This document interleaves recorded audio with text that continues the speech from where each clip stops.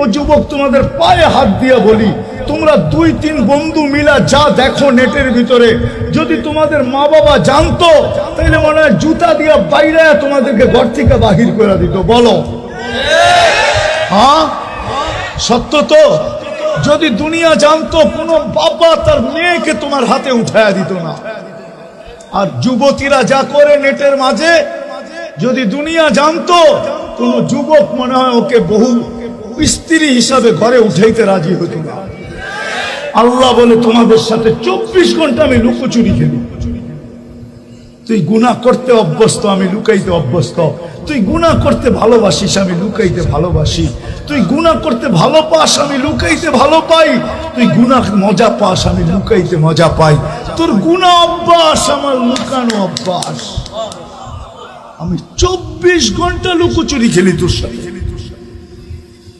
তো যেই প্রশ্ন আল্লাহকে করছিলাম, আল্লাহ মুসলমান সারা দুনিয়া নির্যাতিত, আপনি আবাবিলকে সব বাদ দিলাম, ফিলিস্তিনে পাঠান না কেন?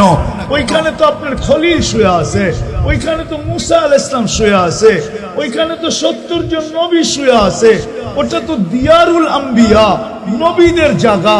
ওইখানে তো সর্বপ্রথম কেবলা তো ওইখানে, বাইতুল মুকাদ্দাস তো ওইখানে। আপনার বন্ধু তো ইমামতি করলো ওইখানে, 1.25 লক্ষ নবীদেরকে আপনি জমা করলেন ওইখানে। আপনি আবাবিল পাঠান না তো পাঠান না কেন? আল্লাহ বলতে চাইতেছে, পাঠাই তো পাঠাই কি করা? এদের চেহারা তো দেখ, এরা আমাকে আল্লাহ বলে স্বীকার তো করে, কিন্তু এদের কাছে তো প্রমাণ নাই যে আমাকে ভালোবাসে। বলে তো, কিন্তু প্রমাণ তো নাই।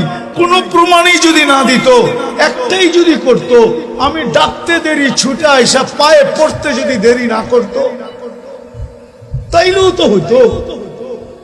আমি তো ডেলি 5 বার ডাকি। কে ডাকে?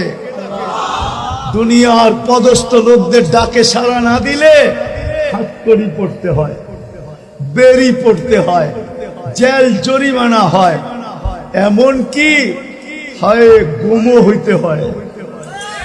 না হইতে হয় না? হ্যাঁ, ডেলি 5 বার কে ডাকে? 99 পদের মালিক ডাকে। এটাই বুঝি ইহুদিদের কিতাবে লেখা আছে। শেষ কথা আমার, 2090-99 দশকে আমি দুবাইতে সময় লাগাইতেছিলাম। ফিলিস্তিনের এক বড় আলেম এখনো জীবিত আছে, আমার বড় ঘনিষ্ঠ। প্রথম পরিচয় তার সাথে, আমরা সেম বয়সেরই ছিলাম। এখন তারও পাইকা গেছে, আমারও পাইকা গেছে। সে আমাকে বলতেছিল, শোনো তোমাকে একটা তথ্য দিব। আমি বললাম, বলো। সে বলতেছে, আমার বাড়ি হলো তেল আবিবের থেকে 17 কিলোমিটার দূর। যেইখানে দাজ্জালকে কতল করা হবে, ওটাকে আমাদের কোরআনের ভাষায় বলে, হাদিসের ভাষায় বলে বাবে লুদ। ওইখানে জব করবে ঈসা আলাইহিস সালাম দাজ্জালকে। ওইখানে আর বাড়ি। বলে আমার প্রতিবেশী ইহুদি আলেম আমাকে জিজ্ঞাসা করতেছিল, তোমাদের ফজরে আর জুমায় মুসল্লি কিরকম হয়? তা আমি বলতে জবাব বললাম ওকে যে, ফজর আর জুমার সাথে তোমার সম্পর্ক কি? তুমি তো ইহুদি। পরক্ষণে ভাবলাম ওর সাথে তর্কে জড়ানো ঠিক হবে না। ও বলল যে, আমার একটা তথ্য জানার দরকার, এই জন্য তোমাকে প্রশ্ন করলাম। আলেম বলল যে, আমি ওকে জবাব দিলাম যে, শোনো, জুমার তুলনায় আমাদের ফজরে কোনো মুসল্লি হয় না। হয় নাকি? হয় মুসল্লি? হ্যাঁ, শিবপুরেও তো আছে। ফজরে শুধু ইমাম আর মুয়াজ্জিম হয়, আর কেউ হয় না। না হয় না? বর্ষার দিনে, শীতের দিনে, ঠিক না? কনকনে শীতের দিনে কোনো মুসল্লি মসজিদে আসে না। আসে নাকি? হ্যাঁ। তো বলে, আমি বললাম জুমার তুলনায় আমাদের ফজরে কোনো মুসল্লি হয় না। তো ওই আলেম চিৎকার দিয়ে বসে, ইদান নাহনু ফিল আমান, তাইলে আমরা এখনো নিরাপদ। তোকে জিজ্ঞাসা করছি এটার অর্থ কি? বলে, আমাদের কিতাবে লেখা আছে, যেই দিন ফজরের জামাত আর তোমাদের জুমার জামাত সমান হবে, ওই দিন থেকে তোমাদের বিজয়ের পালা শুরু হবে। এর আগ পর্যন্ত তোমরা শুধু মায়ের খাইতে থাকবে।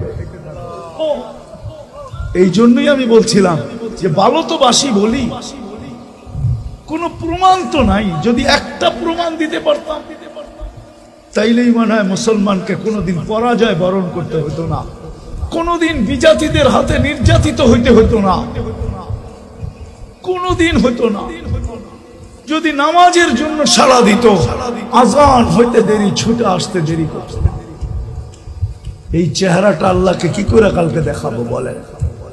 বিদায় চলেন আজকে এই মাহফিল থেকে, ইসলামী মহাসম্মেলন থেকে, যারাই আমরা এখানে আসি আর যারাই আমার কথা শুনতেছেন, আসেন মনের থেকে তওবা থেকে। আমি হাদিস দিয়া প্রমাণ দিব, ইল্লাম ইয়াতুবু। আমি হাদিস লম্বা, আমি শর্ট দিতেছি, শর্ট হাদিসের শব্দ দিতেছি, হাদিসে কুদসি, হাদিসের শব্দ দিতেছি। ইল্লাম ইয়াতুবু ফাআনা তাবিবুহুম। আল্লাহ বলে তোমরা যদি ইউটার্ন না নিলে, কোরআনও বলে লিউযিকাহুম বাদাল্লাযী আমিলু লাআল্লাহুম ইয়ারজিউন। এখন সময় চলে আসছে, আমরা যদি ইউটার্ন না নিলাম, আল্লাহর কদমে যদি না পড়লাম, কুদরতি পায়ে যদি না আসলাম, তাহলে আল্লাহর ওয়াদা, অঙ্গীকার, ইল্লাম ইয়াতুবু ফাআনা তাবিবুহুম, তাহলে আমি তোমাদেরকে অপারেশন চালাইতেই থাকবো, চালাইতেই থাকবো, চালাইতেই থাকবো। কেননা আল্লাহ রসুল দুটা কথা বলে গেছেন। রসুল সাল্লাল্লাহু আলাইহি ওয়াসাল্লাম দুটা কথা বলছেন যে আমার উম্মতকে আল্লাহ শাস্তি দুনিয়াতেই দিবে। কয় জায়গায় দিবে? কয় জায়গায়? দুই জায়গায় দিবে, দুই জায়গায়, একটা দুনিয়া আর একটা কবরে। দুনিয়ায় দিবে, বলছে দুনিয়ায় কি দিয়া দিবে? বলে অহেতুক হত্যা হবে, অনর্থক হত্যা। আজকে যেইরা ফিলিস্তিনে প্রতিদিন ওরা 6 ওয়াক্ত নামাজ পড়ে, 6 ওয়াক্ত, 5 ওয়াক্ত তো পড়ে, আর 1 ওয়াক্ত জানাজার নামাজ পড়ে। 6 ওয়াক্ত নামাজ ওরা পড়ে, ডেলি জানাজার নামাজ পড়ে।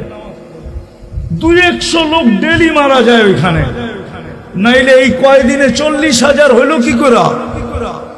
40,000 লোক হয়ে গেছে অকমপ্লিট। আল্লাহ রসুল বলছে অনর্থক হত্যা। আমরা যদি এখনো ইউটার্ন না নিলাম, ঠিক না হইলাম, তাহলে আল্লাহ অপারেশন চালাই যাবে। চিৎকার আমাদেরকে কাজে দিবে না।